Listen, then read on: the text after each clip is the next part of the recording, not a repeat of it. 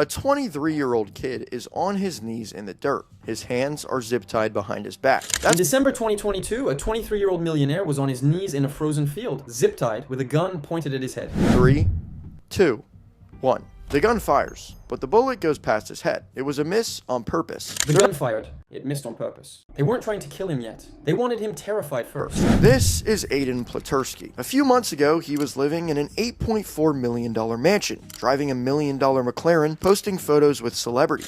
Just months earlier, this same guy was living in an $8 million mansion, driving supercars and calling himself the Crypto King. Well, behind the scenes, Aiden had started a company called AP Private Equity Limited, and he's telling people that he can make them rich, no strings attached. By the time everything was said and done, Aiden had received a total of $41.5 million from... Behind the scenes, he convinced over 160 people to trust him with their life savings, claiming he could make them rich through crypto. And well, almost none of that money was actually ever invested or returned. So what the hell was going on behind the curtains, and how did this kid's lie keep on going? In reality, less than 2% of the money was ever invested. The rest funded his lifestyle. Cars, watches, vacations, and flexing on Aiden's cloud data. And that's when everyone finally discovered that the whole thing was a scam, and that none of their money was actually being traded. Soon the court froze all of his assets worldwide. When investors demanded answers, the truth came out. His assets were frozen. He was forced into bankruptcy. They zip tie his hands, they put a bag over his head, and they drive. What followed was 3 days of torture across multiple locations in southern Ontario. But legal consequences weren't the worst part. One investor allegedly organized his kidnapping. For 3 days, he was tortured, beaten, and held for a $3 million ransom.